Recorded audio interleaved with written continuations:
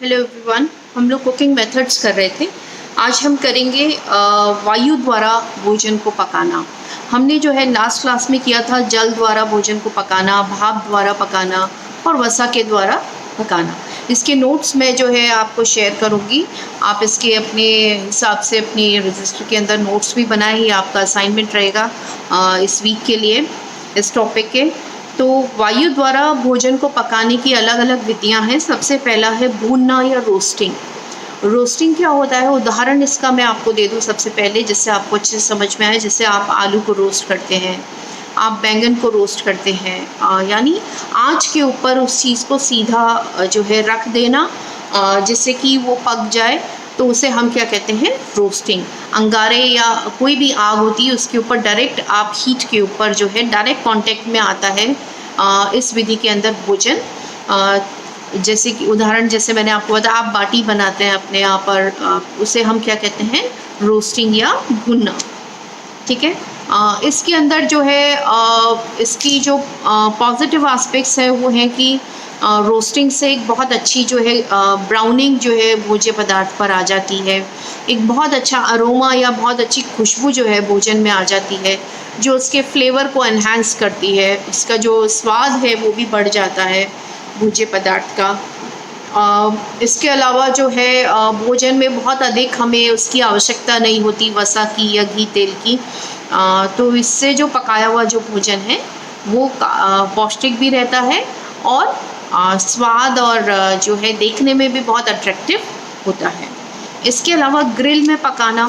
Grill क्या है, एक लोहे की या एल्युमिनियम की जाली जिसको हम आँच के ऊपर रख देते हैं, या जो भी आपके अंगारे हैं या जो भी आपका सोर्स है हीट का, आप उसके ऊपर वो जाली रख देते हैं और जाली के ऊपर जो है आप अपने भोज्य पदार्थ को रख देते हैं। जैसे नॉन वेजिटेरियन फूड को या पनीर को आप ग्रिल करते हैं, आप सब्जियों को ग्रिल करते हैं।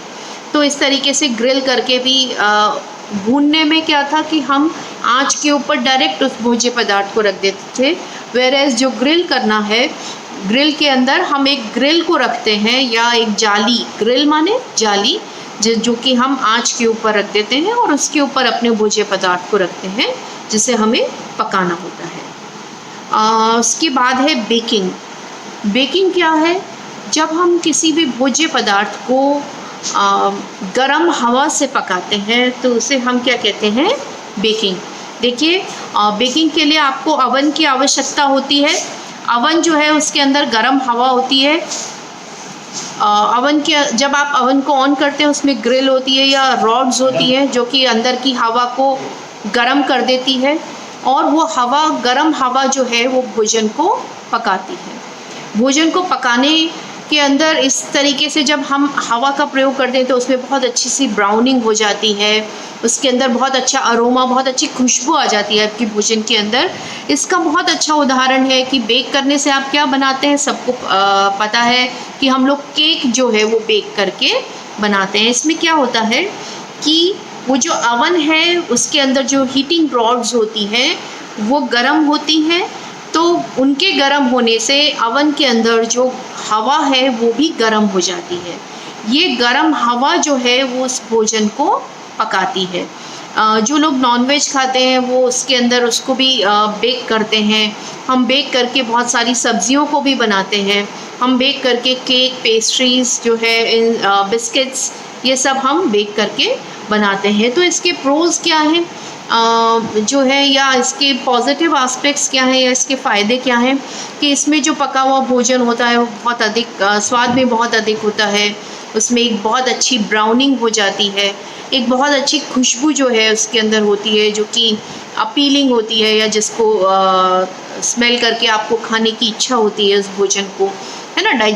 स्मेल करके या अपीलिंग क्यों होना चाहिए भोजन, हमने बहुत पहले क्लास में किया था कि जब भोजन की खुशबू या आप उसको देखकर आपको भोजन अच्छा लग रहा है तो उससे आपके डाइजेस्टिव जूसेस सिक्रीट होते हैं, या पाचक रस जो है उनका श्रवण होता है, जिससे कि आपका भोजन जो है वो बहुत अच्छे तरीके से पच जाता है।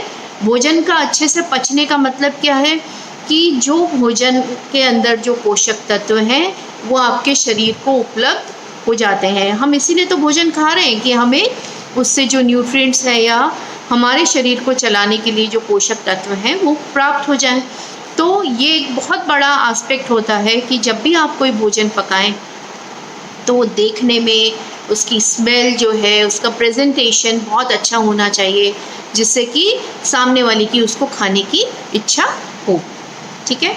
इसके अलावा हम देखेंगे ब्रॉयल करना जो है, इसके अंदर हम क्या करते हैं, अवन के अंदर ही चीज़ को एक ओपन पैन में रख देते हैं, जो भी उसकी ग्रेवी है या वो चीज़ें करके उसको पकने के लिए। तो इसके अंदर भी जो कुकिंग है एक तरह से बेकिंग जैसा ही है, और इसके अंदर भी हीट से जो है इसको पकाया जाता है। जनरली जो है चिकन या नॉन वेजिटेरियन फूड आइटम्स जो है ब्रॉयल करके आप बनाते हैं। ठीक है।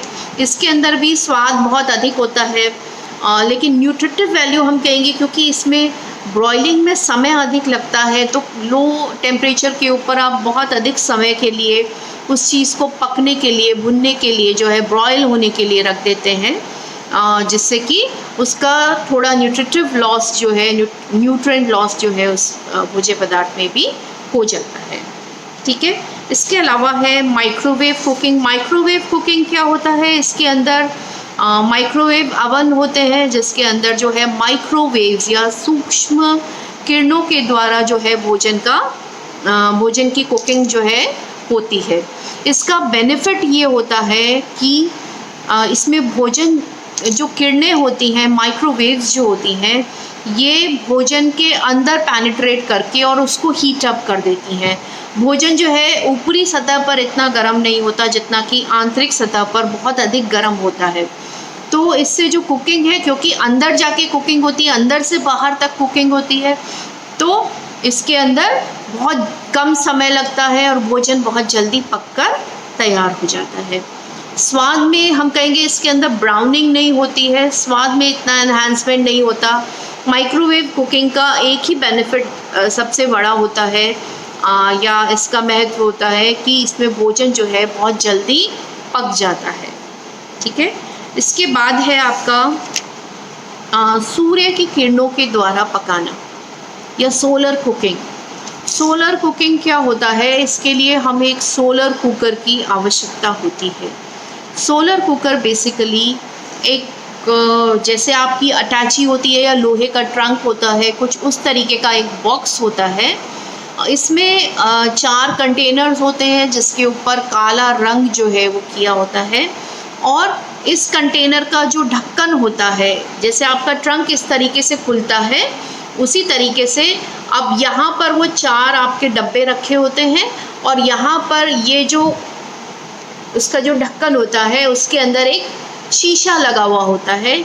इस शीशे को हम इस प्रकार से इस एंगल पे फिक्स करते हैं कि ये सूर्य की जो किरणें ऊपर से आ रही हैं वो सूर्य की किरणें इसके ऊपर पड़ती हैं, और ये शीशा जो है उन सूर्य की किरणों को रिफ्लेक्ट करके और उस 4 डब्बों पर, जो काले डब्बे हैं जिनके अंदर हमारा भोजन रहता है, उसके ऊपर ये परावर्तित करता है या रिफ्लेक्ट करता है।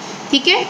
तो ये सूर्य की किरणों को जो परिवर्तित करता है ये आपका शीशा या मिरर, और ये जब पूरी एकत्रित होकर ये सूर्य की किरणें परावर्तित होकर जब इन 4 डब्बों पे पड़ती हैं जो कि ऑलरेडी काले रंग से रंगे होते हैं। काले रंग से क्यों रंगते हैं?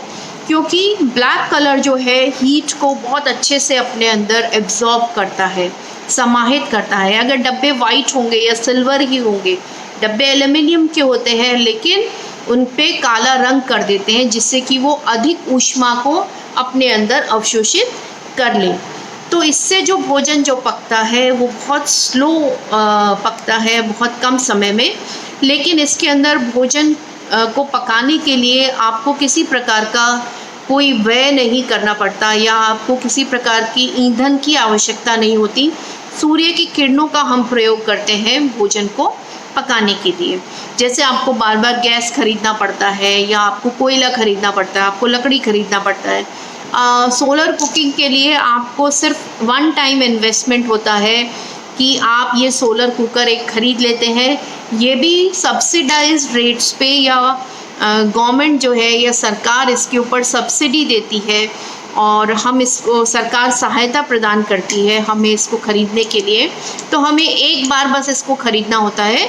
उसके बाद इसके अंदर जो है आप दालें हैं, आप सब्जियां हैं, आप चावल है, ये रोटी इसके अंदर नहीं बन सकती है, ये इसकी एक लिमिटेशन होती है।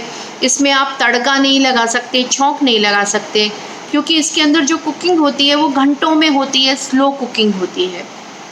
इसके अंदर आप किसी भी सब्ज़ी को छौंक लगाकर और इस कंटेनर में पकने के लिए रख सकते हैं। छौंक आपको गैस पर या किसी अन्य उसके ऊपर लगाना पड़ेगा। राइस इसके अंदर पक जाते हैं, इसके अंदर दाल उबल जाती है, उसके बाद आप उसको तड़का लगा सकते हैं।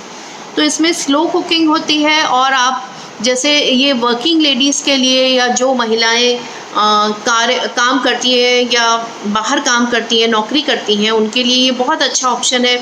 और जिस प्रदेश के अंदर धूप बहुत रहती हो, है ना, बहुत अच्छी धूप आती हो, तो वहाँ के लिए ये एक बहुत ही अच्छा ऑप्शन है कुकिंग का। इससे न्यूट्रिटिव लॉस भी बहुत अधिक नहीं होता है।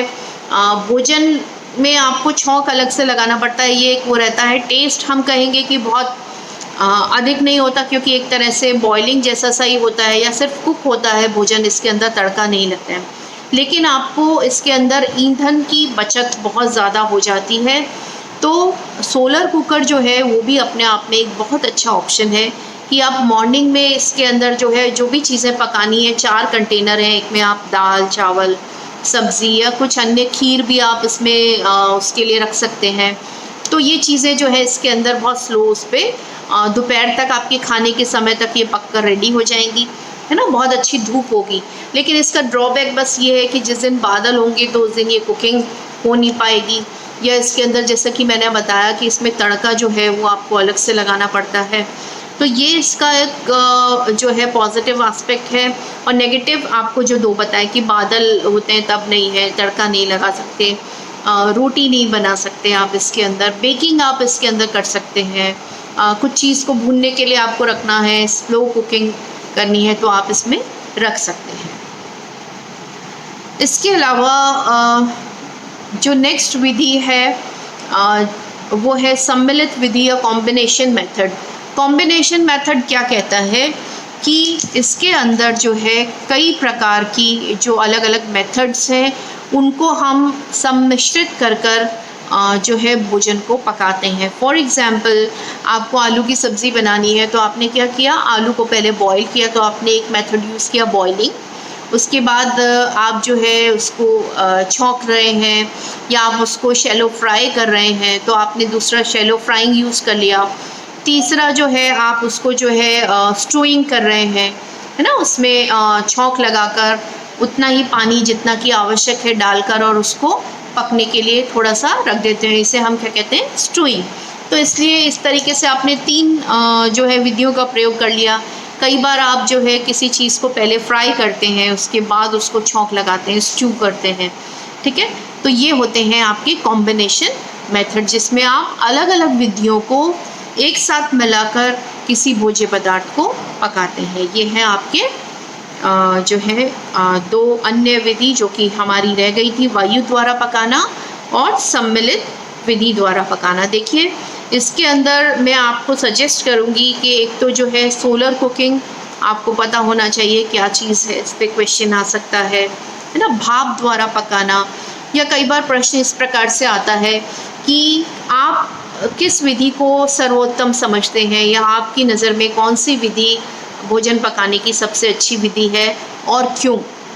तो आपको जो भी विधि आपको अच्छी लगती है आप उसको सेलेक्ट करेंगे, फिर उस विधि के बारे में डिस्क्रिप्शन देंगे कि फॉर एग्जांपल भाप द्वारा पकाना, कि भाप से ये होता है, फिर आप उसके पॉजिटिव पॉइंट्स देंगे कि भाप के से पकाने के फ़ायदे ये हैं, इसका नुकसान ये है ना, और इसके उदाहरण, ठीक है। तो इस तरीके से इस टॉपिक पे जो है आपके लिए प्रश्न आ सकते हैं। नेक्स्ट क्लास में हम लोग करेंगे, क्योंकि हमारे वीडियो बड़े हो जाते हैं जिनको कि अपलोड करने में समय लगता है, तो हम नेक्स्ट क्लास में लेंगे कि भोजन की पौष्टिकता को बढ़ाने के लिए कौन कौन सी विधियों का हमें प्रयोग करना चाहिए।